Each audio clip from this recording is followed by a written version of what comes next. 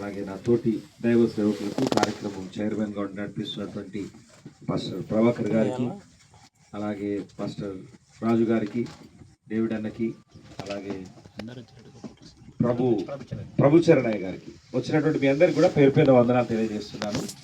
మరి ఈరోజు ఈ సేవకుల సహవాస కూడికలో వాక్యం అందించడానికి దేవుడు నాకు ఇచ్చిన అవకాశాన్ని బట్టి దేవునికి వందనాలు స్తోత్రాలు చెల్లిస్తున్నాను. మరి కొద్ది నిమిషాలు వాక్యాన్ని మనం ధ్యానించుకుందాం.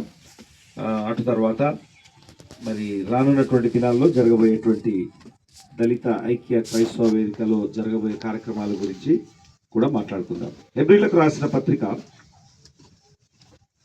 11వ అధ్యాయము 24 నుండి 27 వచనాల వరకు చదువుకుందాం. హెబ్రీలకు రాసిన పత్రిక 11వ అధ్యాయము 24 నుండి 27 వచనాలు.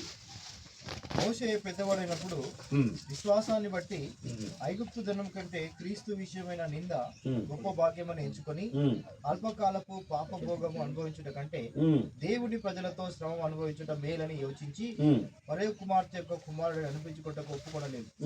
ఏలైనగా అతడు ప్రతిఫలముగా కలగబోయే బహుమానం నందు దృష్టి పొందాడు.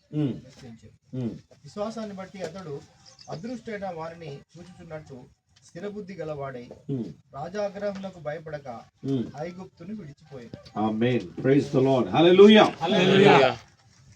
మోషే గొప్ప నాయకుడు. దేవుడు ఒక వ్యక్తిని ఏర్పాటు చేసుకున్నాడు. ఐగుప్తు దేశంలో ఉన్నటువంటి ఇజ్రాయేలు ప్రజల్ని బయటికి తీసుకొని రావడానికి దేవుడు మోషేని ఎన్నుకున్నాడు.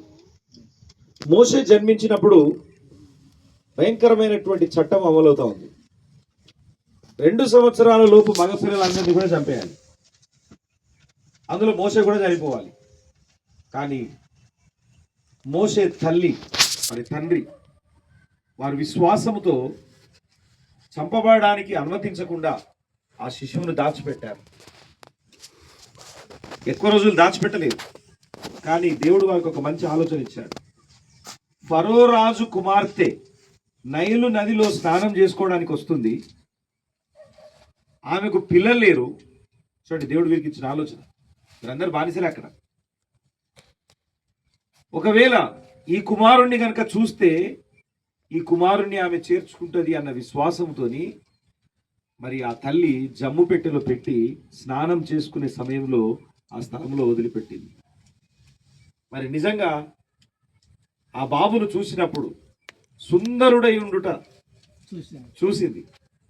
చూసి ఆ కుమారుణ్ణి తీసుకొని దేవుడు నా నిందను పోగొట్టాడు, నాకు నీళ్లలో నుండి కుమారుణ్ణి దేవుడి అనుగ్రహించాడు అని ఆమె పేరు పెట్టింది మోషే అని. మోషే సొంత తల్లి కాదు పెట్టింది, ఆమె పెట్టింది. మోషే అంటే నీళ్లలో నుండి వచ్చిన వాడు అని అర్థం. Praise the lord. హల్లెలూయా. ఇప్పుడు ఎక్కడున్నాడు మోషే? శత్రువుల ఇంటిలో ఉన్నాడు. బయట ఉంటే చంపబడతాడు. కానీ ఈమె తన సొంత కుమారుడుగా ఆమె పెంచుకుంటా ఉంది. కాబట్టి